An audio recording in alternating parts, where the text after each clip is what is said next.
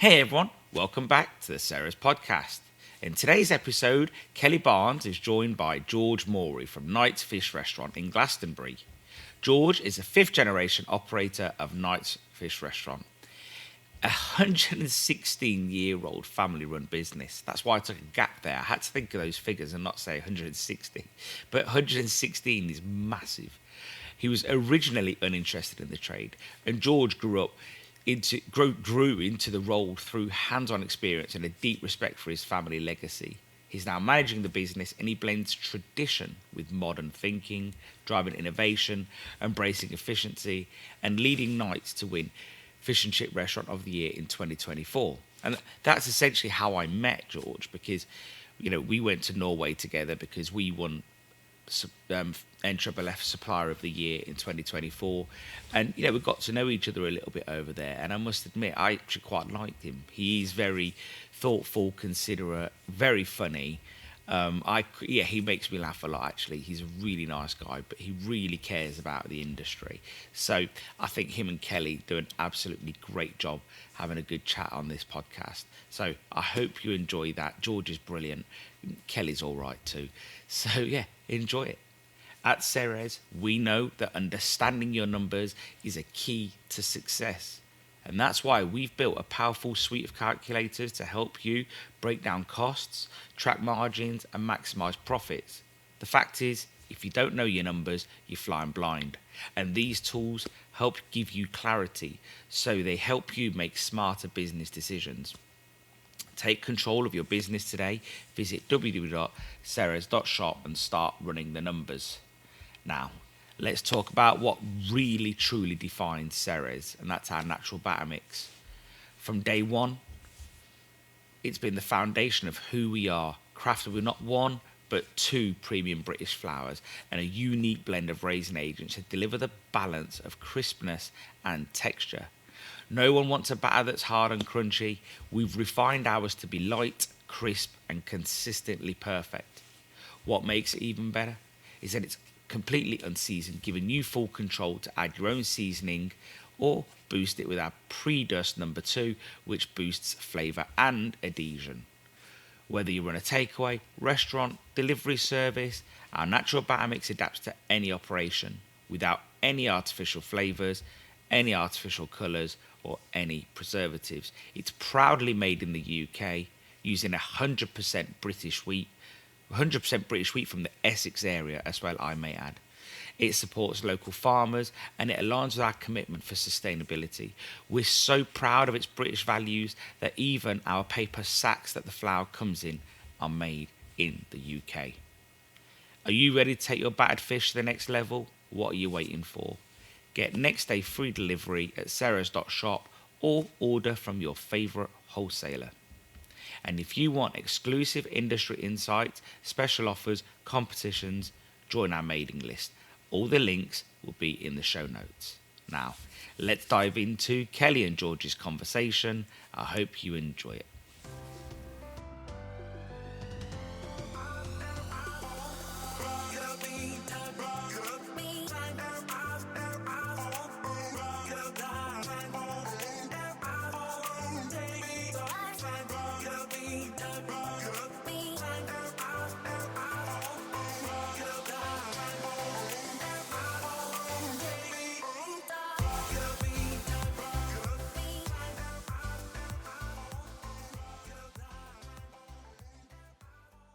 I'm here today with George Morey from Knight's Fish and Chips in Glastonbury.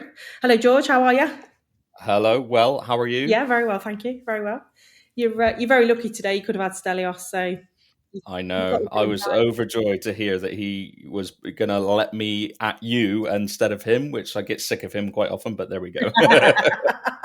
Well, this is the thing. This is what people really want. They just want the main attraction. Oh, yeah. Yeah. I've got absolutely no disagreements with that whatsoever. So how are you? I haven't seen you probably for a couple of years now. Oh, God, yeah. It has been a minute, hasn't it? I mean, yeah, wild is the way I can describe. I think we figured this out earlier, didn't we? It's been probably about 4 years maybe. Yeah. But yeah, it's been a wild couple of years for myself and Knights, and yeah, we're flying high, so to speak, or frying high. So take me back. So I want to know about you and kind of your background and where you came from and how you got into fish and chips. So how did your journey start? How did you get into it? Oh, goodness. So I never destined myself to be in the fish and chip trade, that's for sure. I was one of those young lads that didn't really have much aspiration. When I was at school and college, I was doing a little bit of theatre studies and things like that. So I was thinking, great, I'm going to go to Hollywood, have a great acting career. But things don't work out that way all the time. I met my now wife. That was, goodness, 16 years ago. So yeah, long time ago. But, all of those aspirations went out the window, and we sort of found ourselves in a young romantic relationship, as you do at that age. And yeah, I was just looking for jobs just to keep the money coming in. I spent a little bit of time at a cooperative looking after a little fruit and veg section, literally 4 doors down from where I lived with my dad at the time. I also sort of rewind just before that, round about the college time, school college time, I started washing up for my grandfather in our family business of fish and chips. So that entailed me pretty, I've got to be honest, miserably washing up for 4 hours every Saturday evening, which is not what you want to do at that age. Fish tray after fish tray after fish tray. It was an absolute, yeah. At that point, I think I was like, no, this isn't for me. I don't want to do this. So I found myself between these two jobs, kept, going back and helping out occasionally. It was around about that time that my granddad at the time basically said to his daughter, my mum, I'm looking for someone to take the business on because I want to step back. So he spoke to her and Kevin, her husband, and basically they said, yep, let's do it. Kevin was already doing a little bit of work for my granddad at the time, doing a bit of frying and things like that. What sort of came from that was there was a few of my cousins working at the shop at the time, Sophie and a few others, and my sister. Lots of family had come and gone through that business, as you can imagine. It's 116 years this year that place has been operating under family ownership. So you can only sort of imagine the volume of aunts and uncles and cousins and sisters and brothers. The place is just packed out with family history, big time. So they took the business on, Mum and Kevin, and from that moment, they sort of said, oh, we want to get, you more involved. Are you interested? And I said, well, I don't have anything else to do, so sure, why not? I said, so long as I don't have to wash up any more fish trays. But anyway. But you've got people to do that now. Yes, yeah. Pay people to do that now. Can you believe it? If you rewind the clock, well, my granddad was paying me to wash those fish trays back then. Good God. It's like slave labor. You wouldn't even be able to buy a bloody Freddo with that nowadays. It must have been like 10p an hour or something ridiculous like that in old money. But yeah, so I got on board with the business in a bit more of a bigger dimension. I was, I've been through every single role in that place. I was waiting tables. I was on the front counter. And that sort of developed into Kevin sort of going, well, we need more fryers on board. Would you be interested in having the training and getting fully involved in the family business? And I was like, yeah, I haven't got anything better to do. So of how everyone gets into. Yeah, I know. It's a bit like think of it as like a singularity, like a black hole. You know what I mean?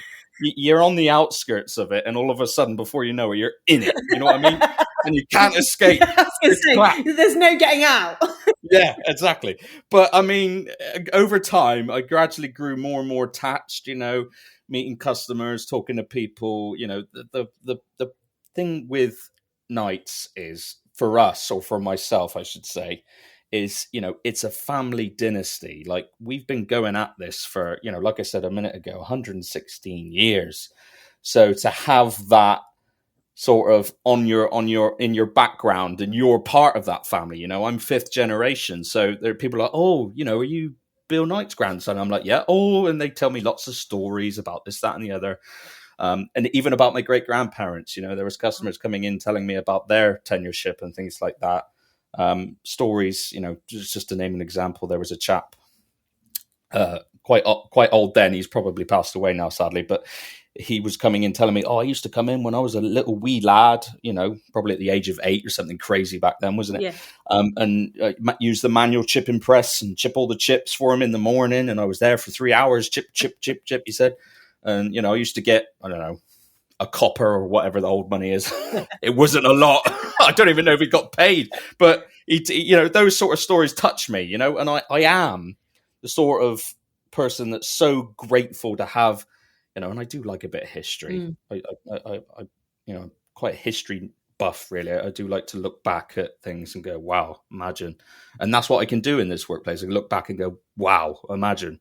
But it's just such a long running, well-established community staple, our business, and the people you meet, the food you do, all of the things that you drive into it with your passion. And I love it.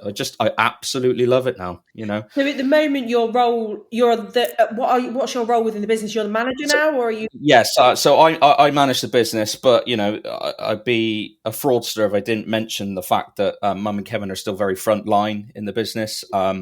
Mum is basically the most amazing woman ever. Like, she's strong, she's intelligent, she's patient, she's diplomatic, all of those things I'm not. But no, like, You sound like Tim. Yeah. Yeah. Just milking it a bit. But, she's a real rock for me in there. And I think I am to her too. Kevin's coming back, or working his way towards retirement this year, which is fair enough. He's grand old age of 669 million or something like that. No, he's 66, I think, coming up soon. So, or 65, I don't know. Don't quote me on that. Anyway, so that they are looking for a little bit more of me to sort of push us forward. Mum's still doing all the bookwork and the rotas and things like that, and she's always in the shop. Always, she's not hands off quite yet. Hopefully she'll start taking a little bit more of a step back and give herself a little bit more, space to breathe and rest. But myself, I'm fully invested. And of course, it's a family tradition that needs to carry on. And I'm ready to take that mantle on and send it into the, next few decades. So do you think when you get to that stage, do you think that your now wife, because you're very newly married, you're still in the honeymoon period. It was.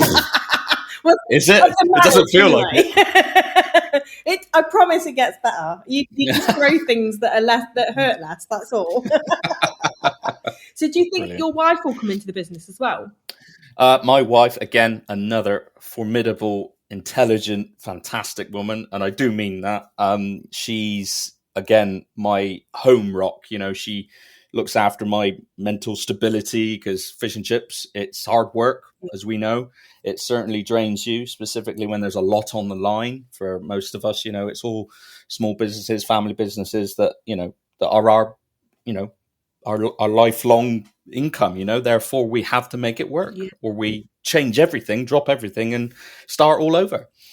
She's definitely one that would definitely be of advantage, help to me. If, should the business come down my avenues, is, she'd be able to help me with all that. Because I'm not an academic person, you see.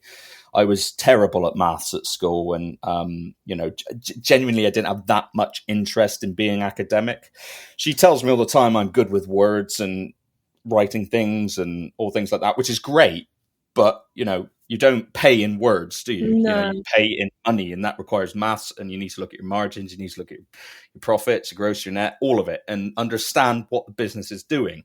Now, that's obviously Mum and Kevin's department at the moment, but I'm beginning to push into that avenue of understanding business, and making it about, thriving. Yourself, the business, you've got to have that income to push forward. And, we've been investing a lot in our place recently, especially after winning the award. So, yeah, it's a great deal of importance, and Stace will be there for me to help me with that should I need it in the future, I think. I think so. It's really interesting. Obviously, you just mentioned the award there. So let's talk about that. I just snuck that in. Absolutely. I snuck that in. Didn't I? Well, do you know what? It's a huge achievement, and congratulations, because it doesn't matter whether it was, for us, coming up 7 years, or whether it was last year. It's such a huge achievement. So I know. we literally just met Yeah, like the year before, like 6 7 months it was. Yeah, before. You were due to have a new range put in. You yeah, kind of had this idea in your head that new range would just be good enough to take the heat off a yeah. Glastonbury festival. Oh yeah. How did that work?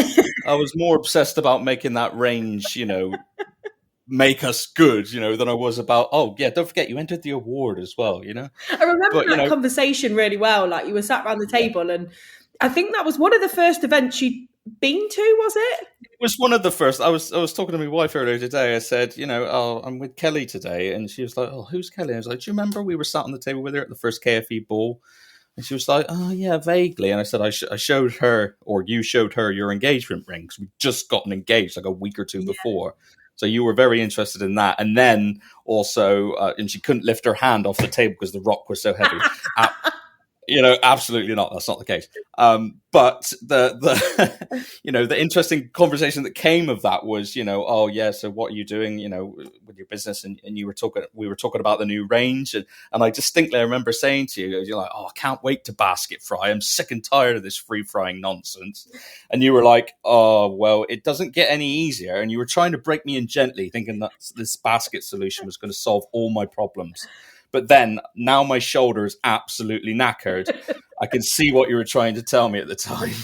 Well, it was, and I think that you were, like I said, you were like very set.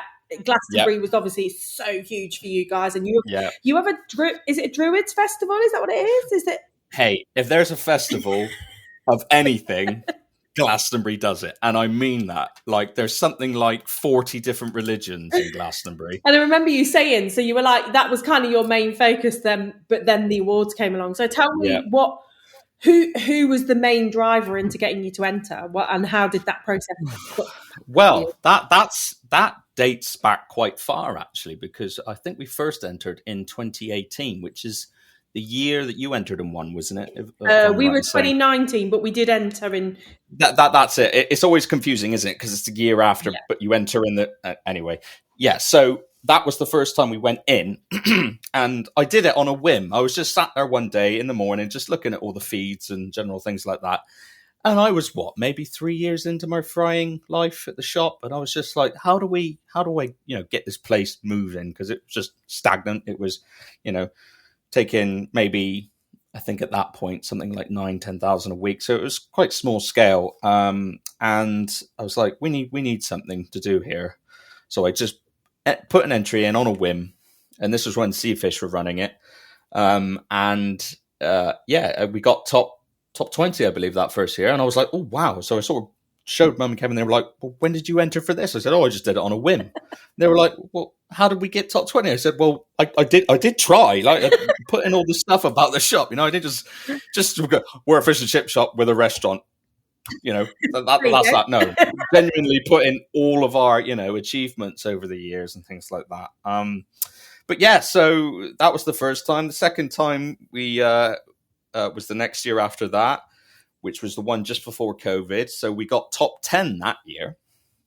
And then we had the was it 2 years off for COVID? Yeah, it was. Yeah. Yeah. So then we ended up entering again. And apparently third time's the charm. Because there we were, top 10, top 5, boom. Oh, we'll all go to London. And now this is going to sound absolutely outrageous to everybody listening. And I really, I'm a West Country lad, very proud West Country lad. I don't like spending money, but Mum and Kevin had pretty much put on their, they were like, right, top 5, it might not ever happen to us again. We'll go all out. Few minutes later, Kevin goes, I've booked the Savoy. I was like, what? He was like, yeah, no, well, I just thought we'd make something of it for all the hard work. Let's go to the Savoy, 2 rooms, me, Kevin, Mum, me and Stace, the wife now. And we were like, oh, okay. No questions asked. Oh, let's do it. Anyway, Savoy, I basically sealed my lips shut and said, I'm not saying a word to anybody because the minute I talk, they're going to go, he doesn't belong here. Oh, bless you. But the point of it all was, you couldn't make this stuff up. We were in the Savoy. We got a black cab in our, evening attire, ready to go to the awards that year, last year. And basically, the cab driver, we got, getting out of the Savoy and into a black cab's enough of a hint of your status at the time. But again, fraudsters, we felt like fraudsters. Got in the cab, the guy goes, "Oh, we're all very smartly dressed for this time of the day." Because, you go to the awards and we had the early morning photo. It's like 9:30, isn't it? Yeah. So there we are, stood in this Park Plaza Hotel foyer, all dressed in tuxedos. The place is deserted. There's nobody about. And we're just there like, now what? So we went and got our photo taken. And I look back at those photos now, the quick photo shoot with holding all of the, like props. BD signs. And all that's it. Holding all that up. And you could tell looking at those photos now that it's all a bit awkward. You know what I mean? Because we're like, it's really early in the morning. We're in London. We're staying at the Savoy. What is going on? Anyway, sat down, had the awards, sat there, listened to it all. And we were like, oh, we'll be happy if we place third. We'll be amazed. You'll be so great, We're sat there at the table. Restaurant category comes up. So, a bit of flutters going on, a little bit of nerves. But I was there drinking. They placed the third, who was Noah's. And then second place was Pierpoint. I was like, well, that's us. We're not winning, Ultimately, I went back to my drink. I was like, well, that's that. I'll just carry on drinking. And I wasn't paying attention. I love that. I wasn't paying attention. I genuinely just given up. And then all of a sudden, Knight's Fish Restaurant. The wife almost falls out of the chair. Mum bursts into tears. Kevin gets up faster than I've ever seen him move in my life. He storms off towards the stage. Mum's barely stood up. I'm trying to put my jacket on because I'd taken my jacket off, bow tie was off, almost everything. Quick, everyone get to the stage. Anyway, going to that stage, it didn't happen. It's like I teleported there. You know what I mean? That sort of adrenaline surge. And then you're stood on stage. You got the award and you come off the stage. Some really touching thing. And what I love most about this industry is everybody's so close. Doesn't matter, who you are. If you've got a similar story to tell, or, everyone understands each other's struggles and business ideals and all of the things that we all have to juggle all the time. So there was Noah's, Dan Rosser from Noah's and his wife. And, oh, goodness, who else was there? Quite a few people were there, all to congratulate and give us a hug. So Mum's still bawling her eyes out. It's like, come on, Mum, pull yourself together. We sat down, and of course, they'd done the takeaway thing. We had no idea who won because we were in our own bubble. You know what I mean? So, sorry, Ryan. I know you're probably listening to this, but, mate, if I couldn't see it on social media the next day, I had no idea you won. So it is crazy, though, isn't it? That I think that environment is just, like you say, it's like you're in your own bubble, and everything. It's like just domino effect. Like you just nothing else happens. It's like time moves in. It's almost gone in a flash, but it moves in slow motion almost. There's no one else. It's absolutely an accolade to win, isn't it, as well? I mean, you can't make it up. Like I said, it's almost like we were expecting to win, but genuinely we weren't. Like Pierpoint, Lorraine, absolutely formidable woman, great business. And, I can't, even tell you what I think of the Rossers and their successes. They're brilliant. Yeah. They're proper restaurants. We're talking about, our family business that was a shop initially and opened a restaurant, say in the late 70s, 80s, and just was serving fish and chips on a plate. That's the only thing that we could see ourselves doing that other takeaway shops weren't, as we were doing that. But I guess to a certain degree, I did put a lot of effort into our entry round, and Josette and the general feedback we had from that year was that our entry blew them out of the water. But this is what I'd like to say to people that are entering these awards is don't give up. Listen to the feedback, because ultimately the feedback is what got us that win. They told us what we needed to do or change, or, we want to hear more about this. What practices are you going to put in about this topic? So we did. We were adding environmental considerations, grease traps and things like that. And, if I had turned around to my granddad when I started working there and said grease trap, he'd be like, what the hell's that? You know what I mean? These sorts of things that a family business that's been around for so long, you get stuck in that familiarity that you don't need to change. You've got it right. You're doing it right. Yeah. We've been around for so many years. We've never had complaints or things like that. But as we know, you and I, the industry is always evolving. It's always moving forward. We've got to, look at that and not just shut the doors to the outside world and think business is business. I'll go on as I am and nothing will ever go wrong. But, what I learned in those years of entering and going to different events, networking, talking to other businesses was the reason we won. Talking, getting out there, learning, developing your skills. I mean, I think it was the first year I entered, I actually went up to the academy, the NFFF Academy, and had a bit of training from David Miller. And, David Miller, and I know David Miller, but I like to call him Mystic Dave. What a great name. Yeah. I say it every time I see him, Mystic Dave. But, he taught me so much. Like, generally, I'd had 6 years frying, training from my granddad and Kevin. And everything that I knew was almost like burst. The bubble had burst, and it was like, right, here you go, start again, George. So, he taught me so much that I then applied into the business. And don't get me wrong, it was difficult because trying to convince, a 50 getting on 60-year-old guy that we need to change this and this and this. And my mum was like, I'm not so sure about this. I was like, look, trust me, it'll work. It's hard, isn't it? Because like you say, those procedures, fish and chips, everyone thinks that fish and chips doesn't change. And I think, especially like you say, when you've got people, they're stalwarts, Mom and Kevin, they're in it and that's all they know. Yes. But like you say, it's learning and not being afraid to implement those new techniques and procedures that you learn along the way. I remember exactly the same thing happened to us. We went to KFE frying school. We'd already been in the trade 10 years. Met Mark Petru, Gordon Hillen, Nigel Hodgson, and Paul Williams turned around and said, "What are you doing here? Like, in this trade for 10 years." But you have to. I think you can never be too afraid to learn in our industry, and being open to it is what makes it so special, and learning new skills. So you talked about, obviously, your granddad passed away recently, didn't he? I'm really sorry to hear that. Thank you. And my condolences to you and the family. And but actually, what a legacy! Oh God. I can't put into words. I mean, let's just talk about the fish and chip bit for a moment of him and what he, his family and him have done for me and career-wise. But my granddad was a man of few words, but he was a man of many actions. Now, he was on something like 11 different committees and, extracurricular things. He was a Freemason.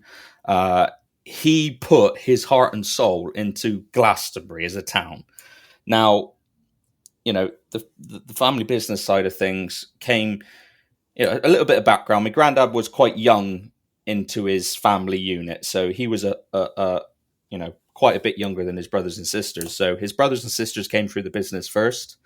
And gradually, when his mum, my great-grandmother, sort of was getting old and said, right, somebody else needs to take it on now, it was his older sister and older brother. But he was quite instrumental in making sure that it went down that avenue, kept in the family business, because there was, apart from his sister's son, granddad's nephew, who's the same age, and that puts it into perspective as granddad, that they both went at it. They were both frying, and they, and it saw some of its really good golden years, But the biggest thing for me about my grandfather was, he lives above the shop, slightly over to the left, but, silly little things like he'd come down for lunch some days and, he may be slightly biased, of course, but he'd come down and have fish and chips, and he'd come into the kitchen, he'd put the plate down on the side like that, almost in an aggressive manner, and go, "That was the best batter this place has ever had," like that. You know what I mean? As loud as he could in the kitchen. I'm like, whoa, this man never talks, and saying stuff like that. You know what I mean? So that was, the pride that swells in you.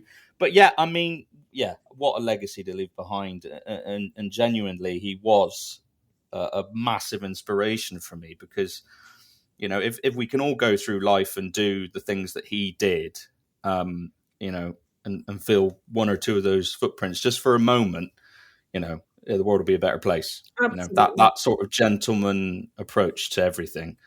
And he's smoking drunk a lot. So 87 years old is a good innings. The red wine bottles that you used to see at the bottom of his courtyard on the end of a week, it was like 10 or 12 bottles of red wine down there, you know. He was a character, and I'll miss him. I will. Yeah, absolutely. And he sounds like a man after my own heart. I do love a glass of red. So, it's you know, I think it's inherited because I do like a glass as well now and then. So, when you going back to the awards and sort of how Knights sort of won in 2024, do you think, you know, you said you took on all that feedback? Do you think that's it? You being that real traditional, literally, you know, almost cafe style. What was cafe style back then? Because you know, restaurant was a big fancy word, wasn't it? Probably back in your granddad's day, it was a big word. Yeah. Whereas it was like more sort of fish and chip style cafe.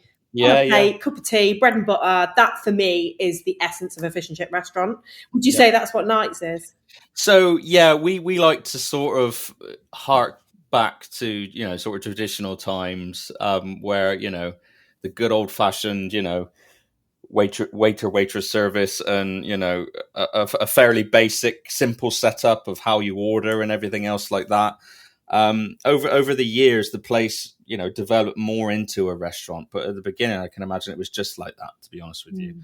But, you know, we are licensed. We do have a bar. We serve local ciders, you know, local ales, things like that. You know, we've got an old Inglenook fireplace.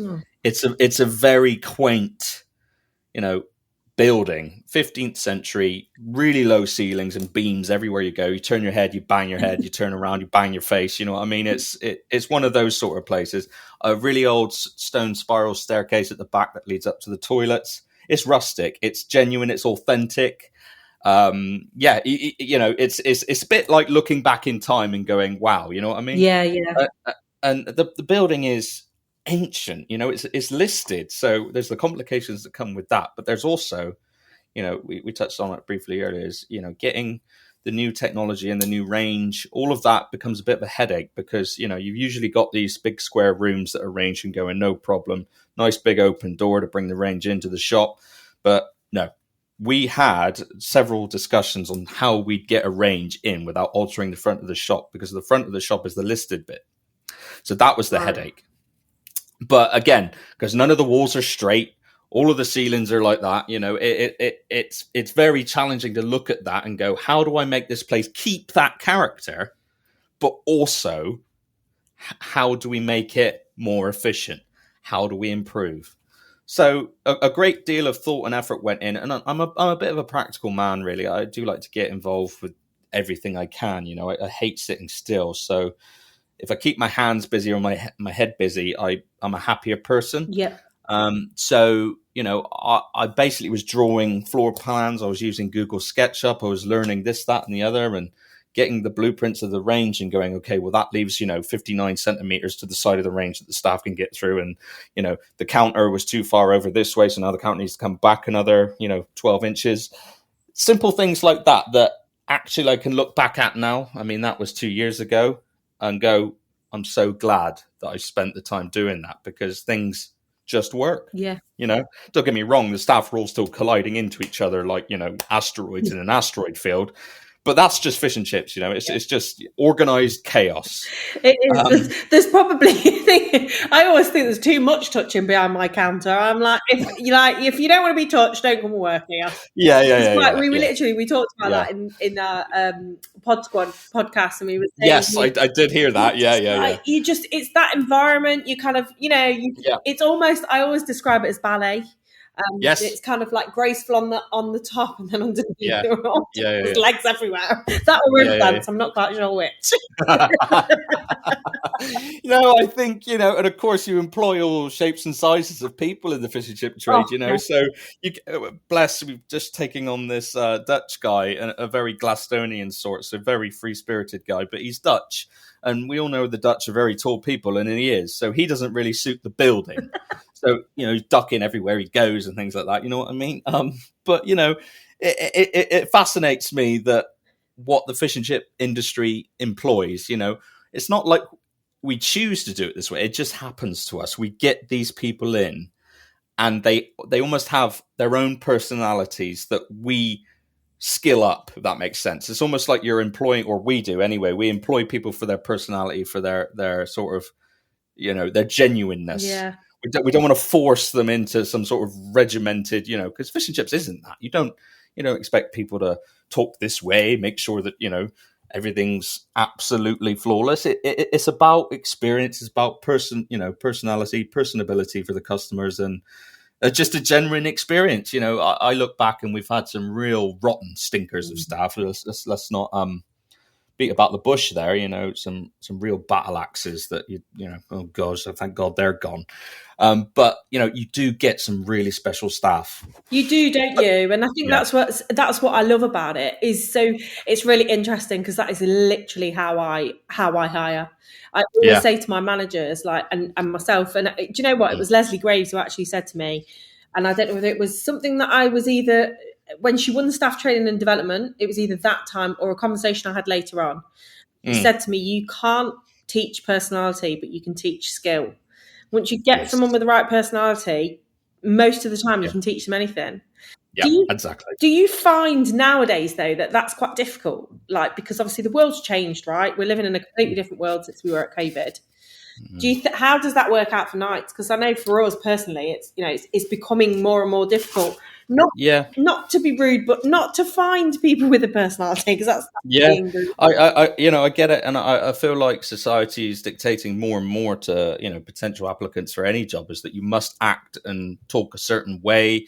Your CV should say all these things, and I don't know about you, Kelly, but I can't stand CVs that are like 3-4 pages long. Yeah. I just instant bin. It's like I don't care about your employment history 20 years ago. Yeah. I want to know where you've been dedicated. I want to know what's inspiring you, and I want to know what you're like as a person. Yeah, exactly. I don't care about when I was in the supermarket, I gained the skills to stack the shelves and fill the tills, and boring. Next, you know what I mean? Yeah. And then I had a CV through once. To put this in perspective, I had a CV through once, right? It had, I'm not even joking, 5 lines of text on it, right? And I looked at it and I went, that's so bad, it's almost good. So I was like, I was desperately trying to fight with my mum and Kevin at this point. I was like, please can we interview this person? They were like, you can't be serious. I was like, no, honestly, please. Because I really admire that. She just said, I worked here for XX and this is what I gained from that. This is my skill set from that. And I feel like I grew as a person. My personality is X.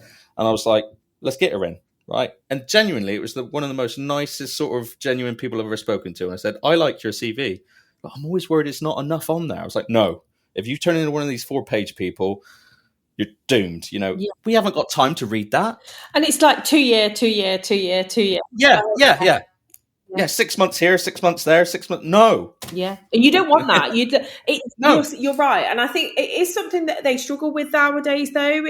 People, they're not taught those basic skills, are they, at school?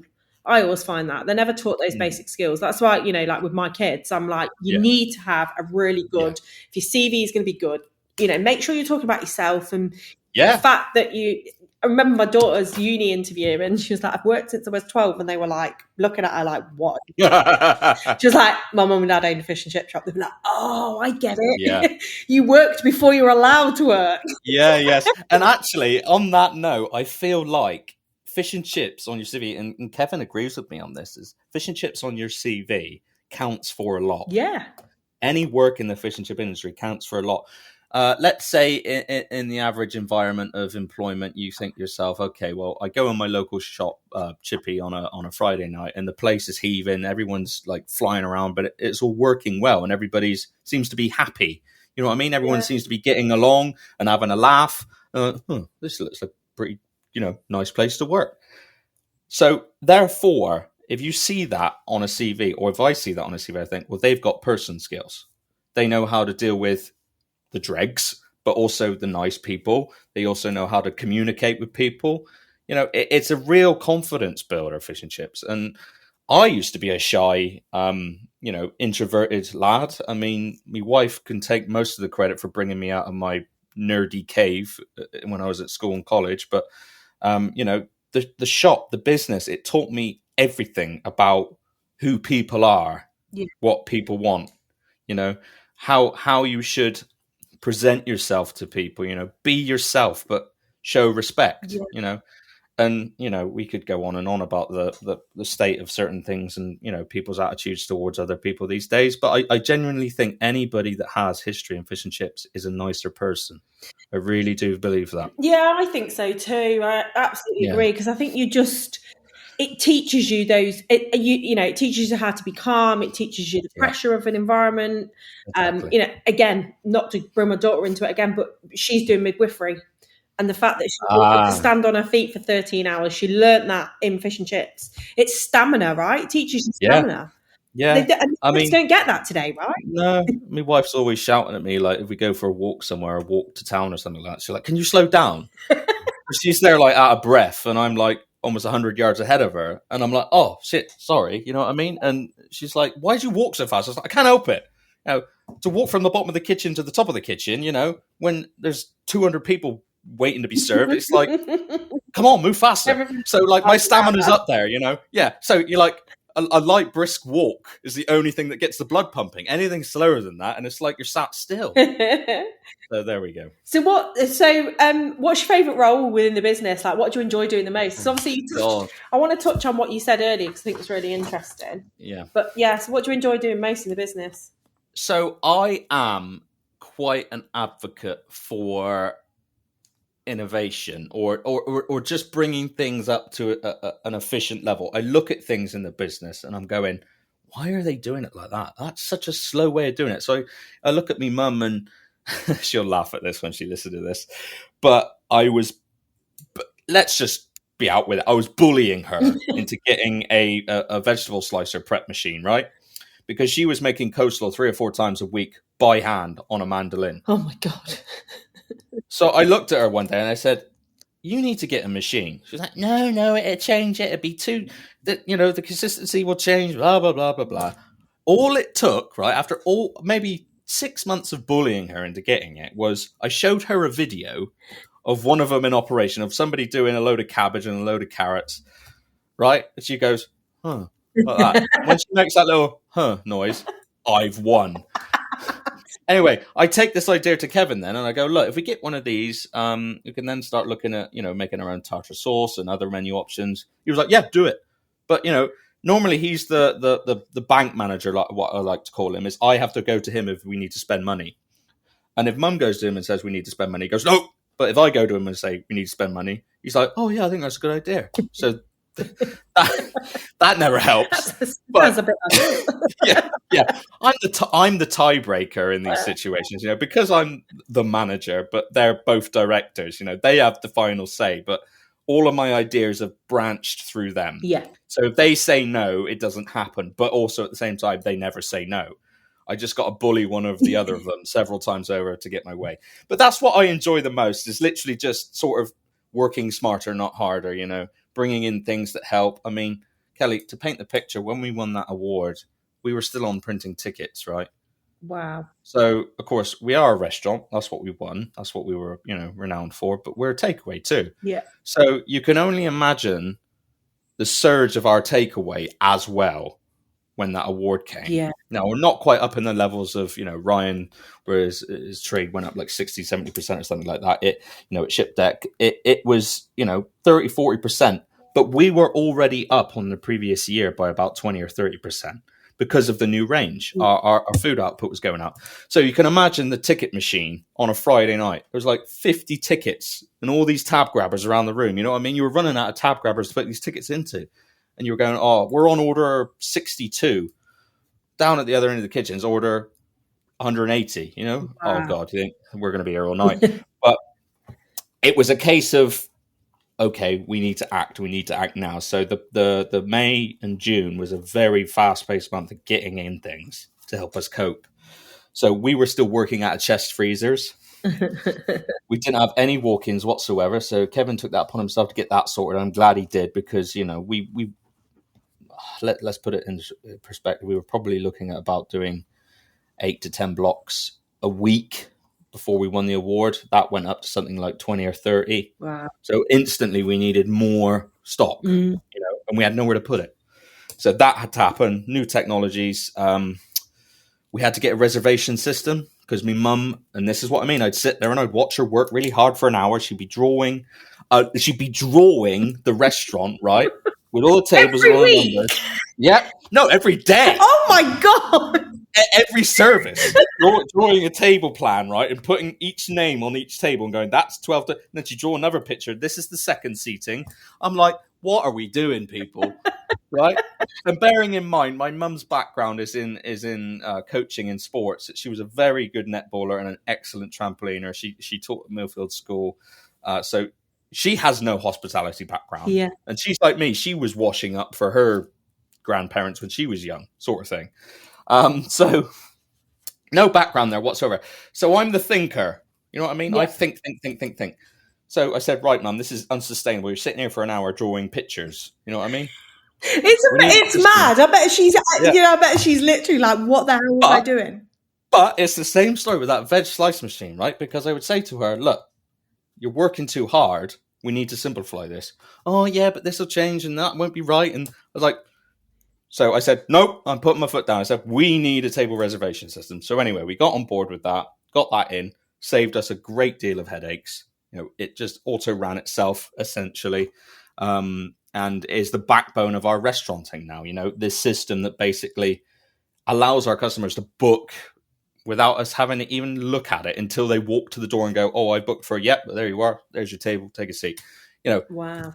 You take all the drawings and the thinking and the, you know, I was like, how have we got 116 years into this business with these kind of work ethics? You know, well, I'm surprised we're not all dead. You know what I mean? But that's it, though, isn't it? That's what makes it amazing. It's what makes it tick. And you're right in that, in the fact that there's so much, even innovation in the most basic things. Yes.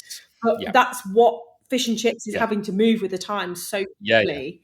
You know, and I'm an advocate of going, you know, if I go on holiday or go somewhere on a visit or a trip or something like that, I hunt down my local shop. And I hope people listening don't get nervous that I'm going to come out there in their neighborhood and start, you know, thinking, oh, well, this place is bleh. I don't. I love going in other shops and watching stuff happen. You know what I mean? I just love it. I love going in there. Even if it's slightly, you know, a bit ropey sometimes, I just think to myself, well, we used to be there. They'll get better. You know what I mean? That's why I look at it. And it is, isn't it? It's like that. I think, but actually, I think I've got some of my best ideas from going to other people's businesses. Without a doubt, we have stolen 1,000 ideas from other businesses. Without a doubt. Yeah, even down, at the moment, we've got people copying our bloody decor, word for word and everything, name of the business and everything. But that's a whole different podcast. It is crazy how people just, how things change and things have to move on for them to become more efficient. And I think, you know, the whole term of, you know, working smarter, not harder is an absolute, you know, it's an absolute must in our industry.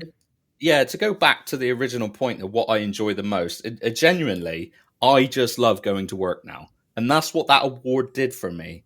And I won't lie to people, you know, family business isn't all that. It can be really tough. You know, you have your disagreements, you have your family fallouts, you know, things don't always work out the way you want. And, you know, it can really affect you mentally. And I've been down that road. I was questioning maybe 6 or 7 years ago, I was questioning, do I want to do this? Is this what I want to do? You know, I'm not enjoying myself. It's a real slog. You know, nobody's listening to the ideas or the thoughts, but, you know, persevere, push, you know. Of course, if it's not right for you, leave, but persevere, push on. I don't want to say I'm a success story, but we won Restaurant of the Year. Yeah. And I was looking at leaving 3 or 4 or 5 years ago, you know. It's one of those things that you just think to yourself, God, I'm so glad I kept on, you know? I think we're all a bit scared, aren't we? Aren't we all, as family-run businesses, we're all a bit scared. And I think we're a bit scared to admit to our peers that actually we have times of, I'm not in it, like my head's gone. Yeah. What I will hold my hand up, like we won the award and you kind of, that was our, you know, we spent years and years and years getting to that point.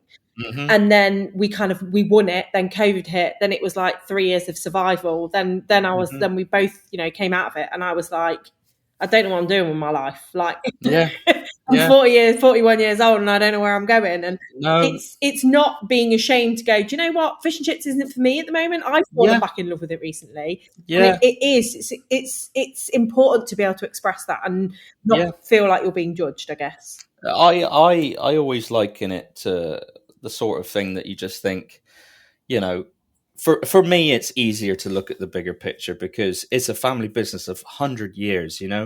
It's the oldest family-run fish and chip business in the country, and by that right, probably the world. You know what I mean?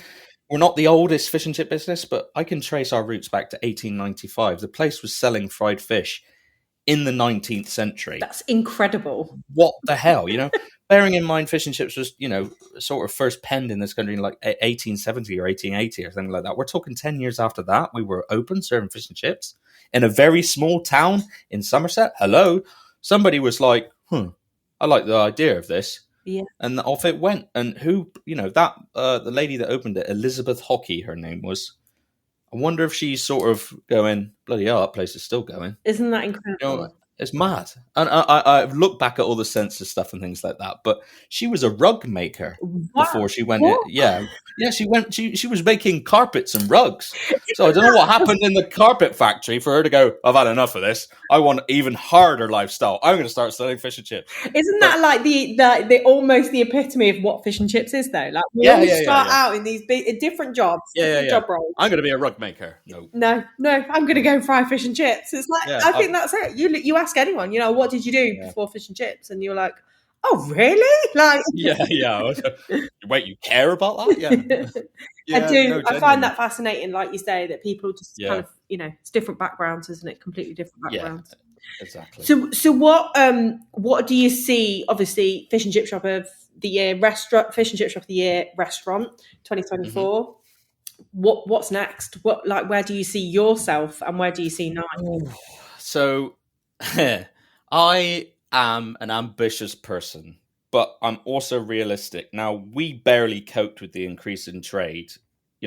Bringing in all these systems obviously helped us cope, but we barely coped with the increase in trade. And there were some really tough days where you just think to yourself, holy cow, where are all these people coming from? But, for a place to grow, let's say, year on year on year, the past 3 years since COVID, we've just been constantly up. Even now, after, somebody else has taken the title, we've sustained the business level of our last year's, let's say, post-awards, the massive surge of trade then, but we're still above that. So something tells me, okay, well, you're maintaining a standard there. The customers are sticking with you. It's not a fad. It's not a trend. This is real. So how do we keep going and keep that interest maintained? Because, of course, we've brought in all these staff, all these systems. We want to look after all these staff. We want to make sure our business keeps flourishing. People are like, oh, when are you going to open another shop? I'm like, no, I'm not really interested quite yet, unless I come knocking on your door soon, Kevin, and ask your advice. But just tell me I'm insane or something like that. No, don't do it. Yeah. or do, whoever's listening. Yeah. It's great. Hang on, Stelios, edit this. It's crap. Anyway, but I want to carry on winning, and I don't want to sort of jinx myself, but I don't think any other place has done Restaurant of the Year and Takeaway of the Year. I don't think there is. So maybe in a year or two's time, we'll be looking for that title too. But I have 1,000,001 things to do before that happens. Yeah. And more importantly, I got work-life balance. They say, family time's got to come. I got mother-in-law and mother, grandchildren, ?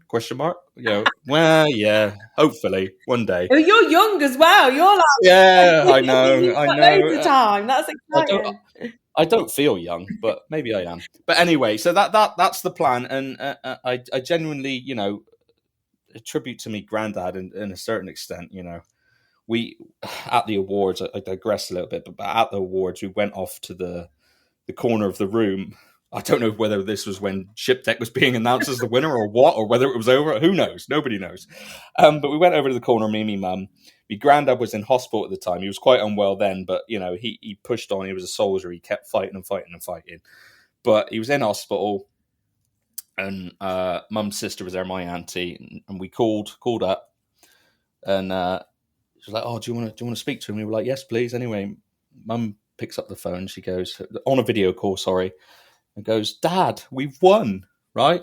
and his bottom lip was going like that. You know what I mean? He's like, "Oh, I'm so proud of you both," like that. One of those moments that even like when I'm old and decrepit, I'm never going to forget, because he saw that. He saw us win that, and he was there. You know, so for us, forget the business, forget the trade, forget, you know, everything that we've achieved. That was what made it, was just having that recognition from him and for us as a family institution. Because let's be honest, I think fish and chips is, you know, one of those foods that it's not about how good it tastes, it's about how it makes you feel as well. You know, you can link it to a memory. For me, absolutely coveted in memories, you know, with fish and chips. I love talking to people about fish and chips and our history, you know, and everyone's always so amazed. What? You've been serving fish and chips for how long? And I said, yeah, I know. I look great for 116, don't I? But, you know, I'm really proud of what we do. And generally, I've made so many amazing friends in this industry now, you know.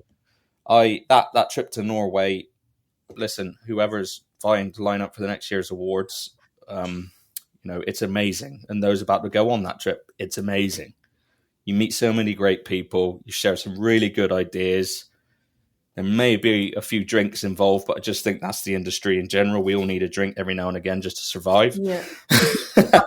But you know, I love what I do now. I can't actually get away from work. I love it that much.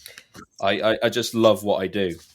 Genuinely. Do you think obviously we're, you know, the place that we're in at the moment, cost of living and all that, you know, those jazz words that are being bunged around at the moment. Do you think, obviously you said nights is just, you know, it's busy, which is fantastic. Have you seen it affect trade in any way over the last sort of, you know, 6 months, I guess, really?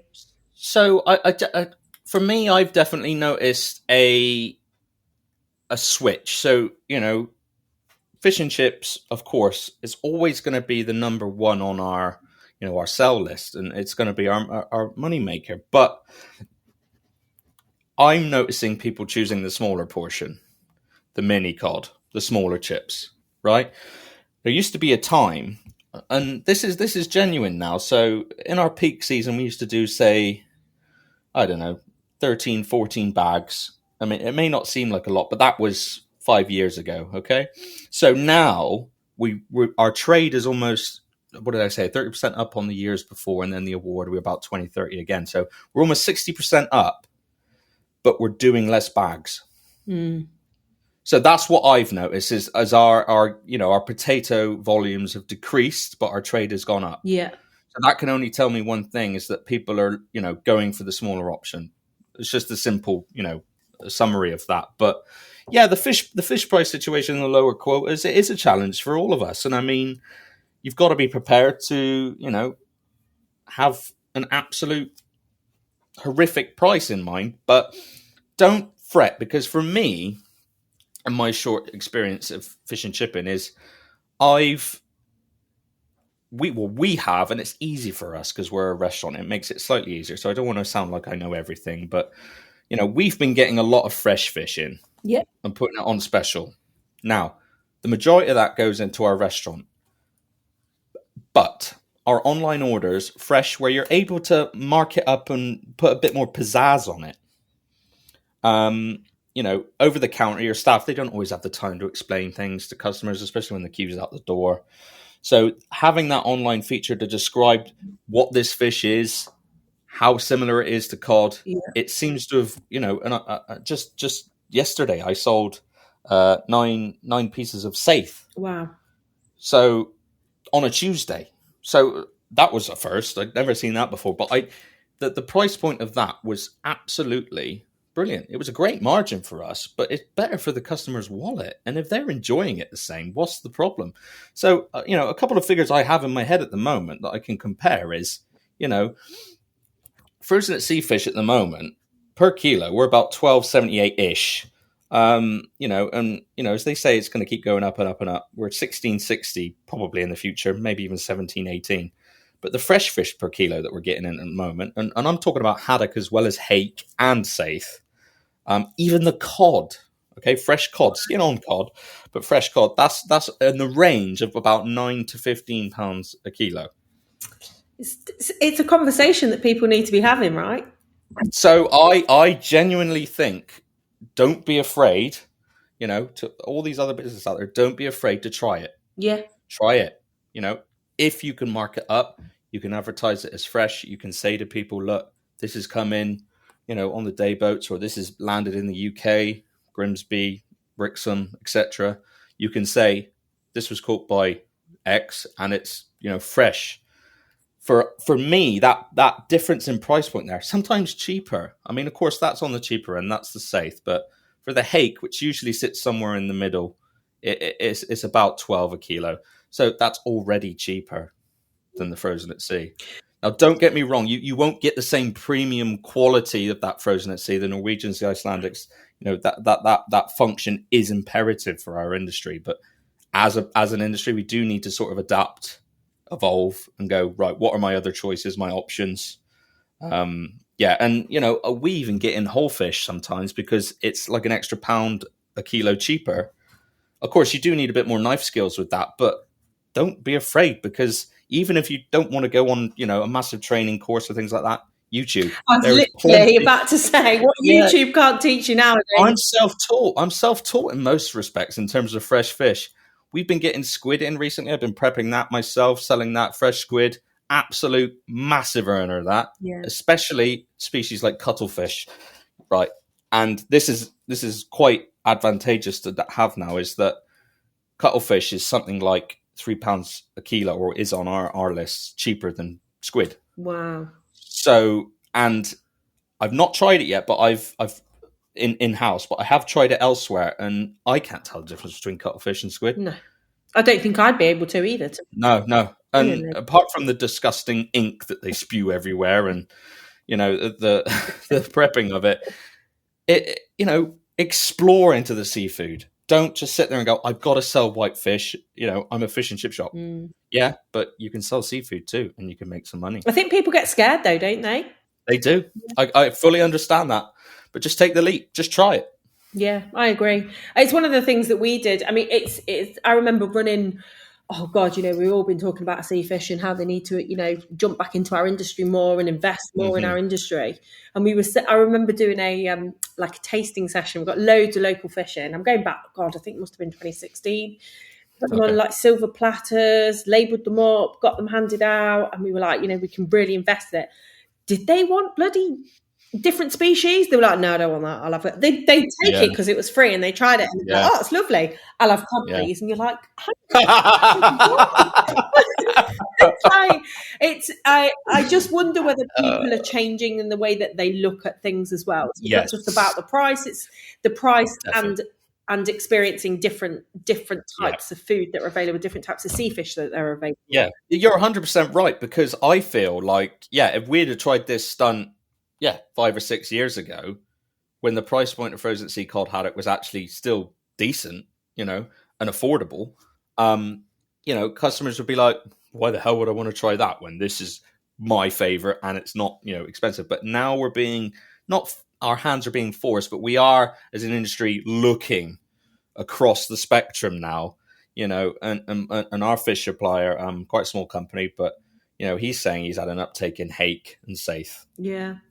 It's out there. It's happening. So, get on that train before it starts building up. I genuinely think, I'm a cod man. I will always have cod if I can, but I dare say it, I'm almost hake now. I will almost choose hake if I can. That's interesting. It's interesting. Yeah. I wonder what everyone thinks about that. Be interesting to get some feedback. I know. On that. I could ruffle some feathers now, couldn't I? But no, generally, if you're a cod lover, I think you should give hake a try. I get it in whole all the time. Now, it's a horrific looking fish. Don't get me wrong. It's got horrible sharp teeth in it as well. It's a predator, and it's a deep sea fish. So, but the flesh of it, the texture, it's much more sort of creamier, smoother. Like the flakes are slightly more delicate than cod. So, to me, it gives you a bit more sort of, gentleness. Yeah. I generally think, I'm gonna say it. I like hake instead of cod. I like we were skirting around that. Yeah. 10 minutes, right? That's where you were headed. Yeah. This is a bit where you tell me you bought shares in a hake factory. But don't worry, any Knights customers listening, we're sticking with cod, but hake might come on the menu soon. So what about the rest of this year, George? What are you doing for the rest of this year? What are your plans for the next 12 months? It's so funny because I look back at last year and I go, Jesus, what a whirlwind that was. We were saying this earlier, but like winning that award, stag do the weekend after the awards, got married 3 weeks later, had my birthday, 32nd, 32nd birthday on that May 5th. And then Mum and Kevin went to Iceland as part of the awards. I went to Norway in the June. Glastonbury Festival was a week after Norway. And then it was our crazy August month. September's always busy. We had our busy 2 days, which is a Glastonbury Carnival, Illuminated Carnival, shout out Carnival lovers, and Frost Fair, a big Christmas market, right? And then the year's gone. Yeah. And I was like, what the hell? And I'm looking at this year now thinking, Jesus, what am I going to do? But genuinely, the business is so busy and I'm more involved now than I ever was that I'm not finding it go any slower. It just seems to have sped up. And I think that's just age, George, I'm afraid. Yeah. Gonna put my slippers on in a minute when we down, Oh God. But no, I think we're just gonna keep pushing. Like I said, we want to go in for more awards. We want, we've been lucky enough to support a bit more few community things this year. We've just sponsored a roundabout. Oh, it's very interesting. Okay. I know. Is it magic? Oh no, it's not. Well, it's in Glastonbury. It could be. Anything's possible. It could be growing all sorts, really, but who knows? I better go check that out. Actually, make sure it's not growing. You're like, hang on a minute. I can't be related to this. Yeah. There's no relationship with our business. Yeah, this magic roundabout. we're getting. We've got plans to celebrate VE Day. Of course, being a very old business is very sort of authentic with us. But also, we're getting kids in from the local primary and junior schools. We're going to, talk to them about history of fish and chips, try and get them interested in eating fish and, all the hard work that goes into fish and chips. I had a group of 20 pupils and they all range, I think, from the sort of 7 to 9 years old. And they were absolutely blown away by the rumbler and the potatoes. Honestly, they were like, what what's going on? Like, some of them genuinely looked like they were about ready to burst into tears. So I kind of felt bad at one point, but then I thought, no, this is character building. I love that. But they just have no idea. And even the teachers, there was 3 teachers there and the headmaster, and he was like, I had no idea this is what happened. I'm like, where do you think we do? We don't just pull it off a tree and put it in the fryer. You know what I mean? They think you're peeling by hand. Yeah. It's like, Like, I just thought the chips came in. No, we make the chips. Oh, and the fish as well. They're like, you cut all of this. Yes. Oh, yeah. No, so, there's a lot of education that needs to be done for the young people. And like I just said, for even some old people, that fish and chips is a very intricate and detailed process. And the more people understand that, the more accepting they'll be of the prices that we're facing. Yeah. And genuinely, like, if more people can get on board with that and go, wow, they're there at 6 o'clock in the morning, cutting fish, rumbling spuds, cleaning the fryers, it's massive. It's such a dedicated career. And, we've had apprentices over the years. Oh, excuse me. And they've all been, oh my God, I didn't realize it was going to be this hard. You know what I mean? Yeah. Well, welcome to Fish and Chips. Do you think you'll go down that route with apprentices this year? Do you think that we've had a few work experience pupils lined up this year, I think. But this is all Kevin's department because I'm too busy thinking of many different machines and technology to bully my mum with, so she buys them. But it's a case of, we've got to keep moving forward. We've got to keep pushing, and how can we give back to the community that's given to us for 116 years? We got to make ourselves known. We've got to be community. And let me tell you, the restaurant is full all the time. But the main thing is, it's always the same people coming back. We have a very, very solid community knit, very tight customer base. My mum, right, bless her, she'll hate that I said this, but like she spends a lot of the time out in the restaurant front of house stuff. But I don't know what Rich, our other front of house guy, thinks of her, because she spends half the evening on a Friday sat with customers just talking to them. It's like, hello, there's work to do. No, I'm kidding. It's not that bad, but she will sit down with them at the end of the night, and they bring in flowers. I mean, the flowers we've had from customers just about Grandad recently has been, really touching, and genuinely, like, a lot of these people are our friends. Yeah, they are customers, but they see us in the street, they give us a hug, and it's lovely. And yeah, I think Mum is one of those people that she never knew she was going to be doing this, but she does love it. But she just works too much, and we need to stop making her work so much. So I need a machine that replaces her now. So she can have a bit of time off. Yeah. Get her off. Well, actually, what you need is to just take her off the rotor and let us. Yeah. Well, that's it. She's in control of the rotor, so I can't do anything about that. You know what I mean? No, I'll just put myself on here, and she is giving herself more time off, and we've got some more people starting soon. Of some experienced backgrounds, because that's just it. I can't outline this enough. We're still learning. Yeah. We won an award, but genuinely, I've learned a lot this year that I don't think I ever would have picked up on. And the awards gave me that opportunity to learn that. And I'm very grateful for the NFFF, but I mean, sea fish. That's like I said, I think that's a whole different podcast. Oh God, yeah. Next time you talk about sea fish, get me on, because I got a few words I want to say. Well, George, I cannot thank you enough for today. It's been really, really lovely chatting to you.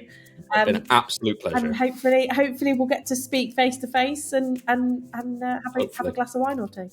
Oh, a glass of red, yeah. Raise it to me, Grandad. I always said this about me, Grandad, is he never measured words per minute. It was words per Malbec.